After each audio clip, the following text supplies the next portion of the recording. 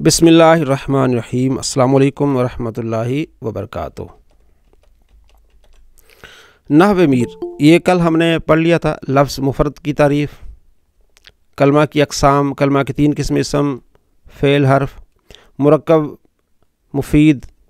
पहले लफ्ज़ मुरक्कब की तारीफ़, अक़साम, मुरक्कब, मुफीद। आज हमने इससे आगे जाना है।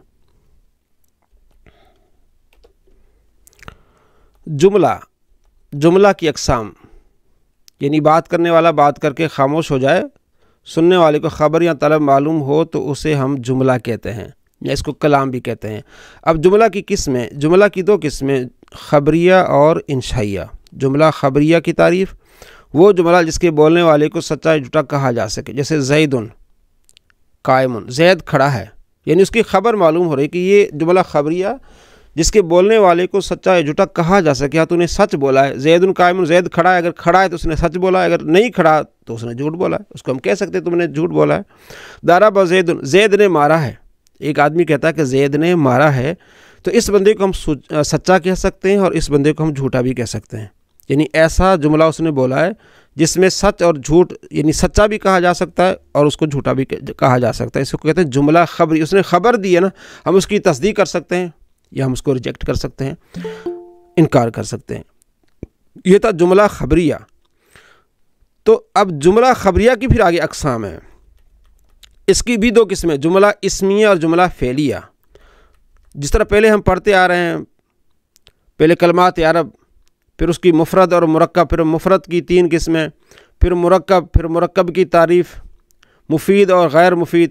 मुरक्कब मुफीद को फिर जुमला कलाम कहते हैं। फिर जुमला की 2 किस्में, जुमला ख़बरिया, जुमला इंशाइया। अब क्या है जी जनाब, जुमला ख़बरिया की किस्म।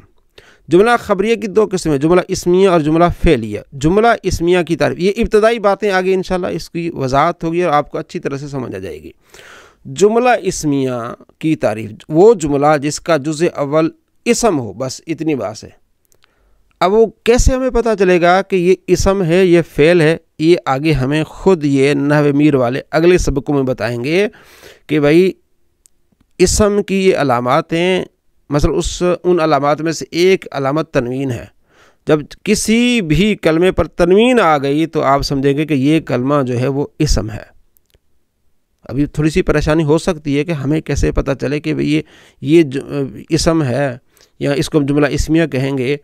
तो वो आपकी परेशानी 1-2 दिन आगे जब आप पढ़ेंगे ना, इंशाल्लाह परेशानी आपकी ये दूर हो जाएगी।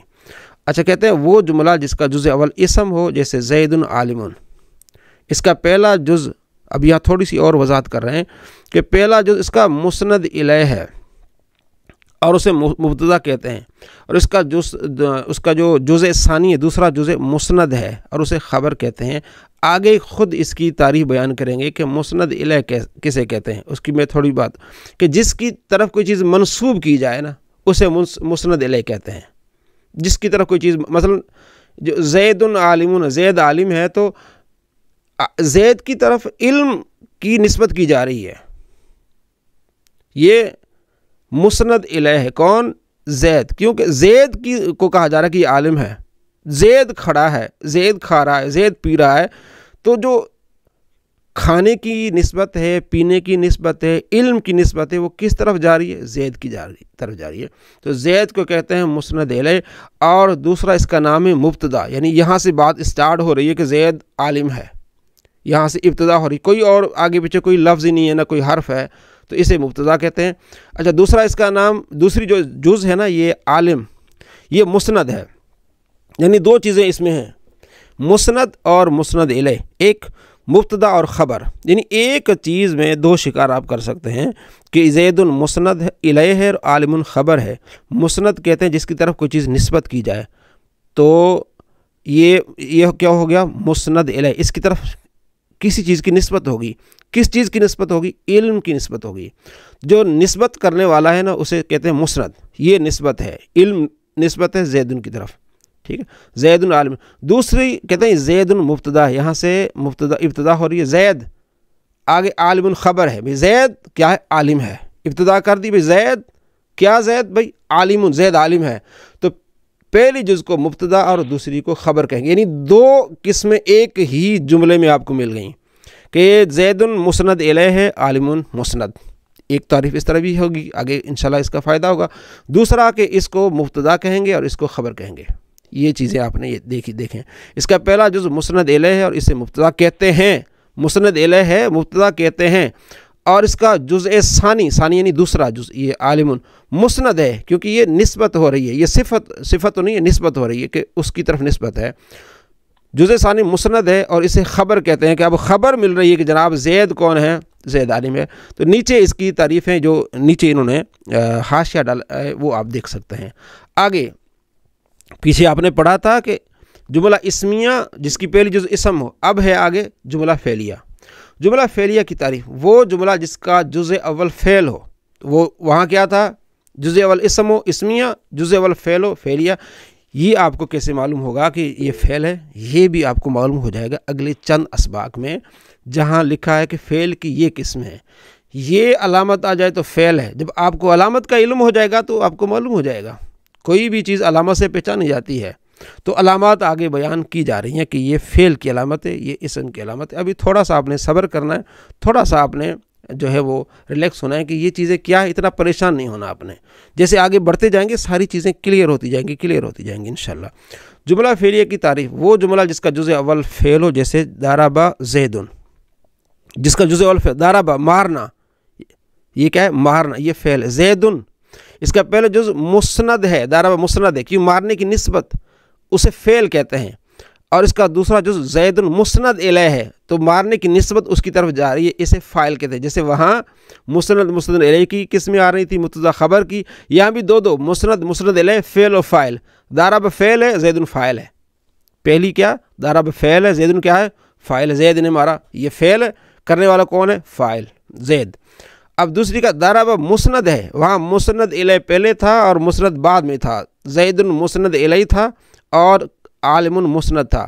یہاں ضرب مسند پہلے ہے اور زید جو ہے مسند الیہ بعد میں، اس میں کوئی فرق نہیں پڑتا، کیونکہ اصل بات ہوتی ہے کہ کس کی طرف یہ اس کام کی نسبت ہو رہی ہے، تو مارنے کی نسبت ہو رہی ہے زید کی طرف۔ یہ کیوں ہم پڑھ رہے ہیں، یہ ہم قرآن پاک کو سمجھنے کے لیے، جیسے یہ چیزیں ہم تھوڑا سا سمجھیں گے، جیسے ہم قرآن کھولیں گے انشاءاللہ اگلے دنوں میں، تو ہمیں معلوم ہو جائے گا کہ یہ فعل ہے اور یہ فاعل ہے، ٹھیک ہے، یہ مسند ہے، یہ مسند الیہ ہے۔ تو ظاہر ہے تھوڑا سا ہمیں صبر کا مظاہرہ کرنا پڑے گا کہ ہاں یہ چیزیں بھی ہوتی ہیں قرآن کو سمجھنے کے لیے، ظاہر ہے ٹائم لگتا ہے، وقت لگتا ہے، جس طرح ہم بچے کو پڑھاتے ہیں، سکھاتے ہیں، اس کو تھوڑا سا اس کو سمجھاتے بیٹا آگے چلو اور ساری چیزیں آسان ہو جائیں گی، تو انشاءاللہ۔ اب آگے بتاتے ہیں فائدہ۔ فائدہ کیا ہے، کہتے ہیں مسند حکم کو کہتے ہیں، اور مسند الیہ وہ ہے جس پر حکم لگایا جائے۔ اب میں نے پہلے بھی بتایا نا، مسند وہ حکم کو کہتے ہیں۔ اب جو عالم حکم ہے، عالم کیا ہے، حکم ہے، تو مسند الیہ وہ جس پر حکم لگایا جائے، تو کس پر حکم لگ رہا ہے، زید پر لگ رہا ہے کہ زید عالم ہے، زید نے مارا ہے۔ اسم، اب کہتے ہیں کہ اسم بھی ہوتا ہے، فعل بھی ہوتا ہے، ان میں سے کون مسند بن سکتا ہے، کون مسند الیہ بن سکتا ہے، کہتے ہیں اسم جو ہوتا ہے مسند الیہ اور مسند، اچھا اسم مسند اور مسند الیہ دونوں بن سکتا ہے۔ اسم جو ہے اس میں خاصیت ہے کیونکہ وہ مسند بھی بن سکتا ہے اور مسند الیہ بھی بن سکتا ہے۔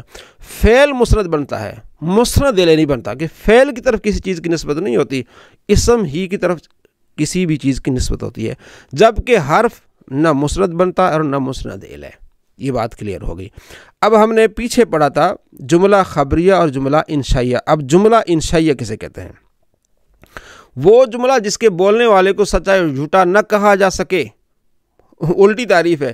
جملہ خبریہ میں یہ تھا کہ جس کے بولنے والے کو سچا جھوٹا کہا جا سکے، وہ کیا ہے، جملہ خبریہ۔ پھر اس کی دو قسمیں تھی، جملہ اسمیہ، جملہ فعلیہ، اس میں پھر مبتدا خبر بھی آیا، پھر مسند بھی آیا، مسند الیہ بھی آیا۔ اب وہ جملہ، ایسا کوئی بندہ جملہ بولے جس کے کہنے والے کو نہ سچا کہا جا سکے نہ جھوٹا کہا جا سکے، جیسے کہ اضرب، تو مار، اب اس کو کوئی نہ سچا کہہ سکتا ہے نہ اس کو کوئی جھوٹا کہہ سکتا ہے، اسے کہتے ہیں جملہ انشائیہ۔ جملہ انشائیہ کی اقسام، جملہ انشائیہ کی 10 قسمیں، یہ آپ نے ایسے یاد رکھنی ہے، آگے اس کی آپ کو فہم انشاءاللہ خود ہی آ جائے گا۔ پہلی قسم امر، جیسے اضرب، تو مار، یہ جملہ انشائیہ ہے، بھائی اس کے کہنے والے کو نہ ہم سچا کہہ سکتے نہ جھوٹا کہہ سکتے۔ نہیں، لا تضرب، مت مار، تو اس کی پوری نیچے حاشیے میں وضاحت ہے، وہ آپ دیکھ سکتے ہیں، میں آپ کو اصل کانٹینٹ جو ہے وہ بتا رہا ہوں۔ استفہام جیسے حال ضرب زید، کہ ہاں زید نے مارا ہے، وہ پوچھ رہا بھی کیا زید نے مارا ہے، تو آپ اسے نہ سچا کہہ سکتے ہیں نہ جھوٹا کہہ سکتے ہیں، آپ اسے خبر دے سکتے ہیں ہاں جی مارا یا نہیں مارا۔ تمنی کرنا لیت زید حاضر، کاش کہ زید حاضر ہوتا، تو آپ اس کو نہ سچا کہہ سکتے ہیں نہ جھوٹا کہہ سکتے ہیں۔ ترجی شاید ایسا ہو جاتا، لعل امر غائب، شاید کہ امر، لعل شاید امر غائب ہوتا۔ عقود یعنی خرید و فروخت، بیعتو میں نے بیچا، واشتری تو میں نے خریدا، اب اس کے کہنے والے کو آپ سچا جھوٹا نہیں کہہ سکتے۔ ندا یا اللہ، آپ اس کو نہ سچا کہہ سکتے ہیں نہ جھوٹا کہہ سکتے ہیں۔ عرض، ٹھیک ہے، الا تنزلو بنا فتصیب خیر، آپ بھائی میرے پاس اتر آ جا، میرے پاس آ جا تو یہاں بھلائی پائے گا، تو یہ بھی عرض، نیچے اس کی پوری وضاحت آپ دیکھ لیجیے گا۔ قسم، واللہ اللہ کی قسم، لادری بن زید، میں ضرور زید کو ضرور ماروں گا۔ 10ویں اس جملہ انشائیہ کی قسم میں تعجب، جیسے ما احسن ہو و احسن بھی، کتنا اچھا ہے، تو یہ کس کی قسمیں ہو گئی؟ یہ جملہ انشائیہ کی قسمیں ہو گئیں۔ تو جملہ انشائیہ کی کتنے قسمیں ہو گئی ہیں؟ جملہ انشائیہ کی 10 قسمیں۔ اے عزیز طالب علم،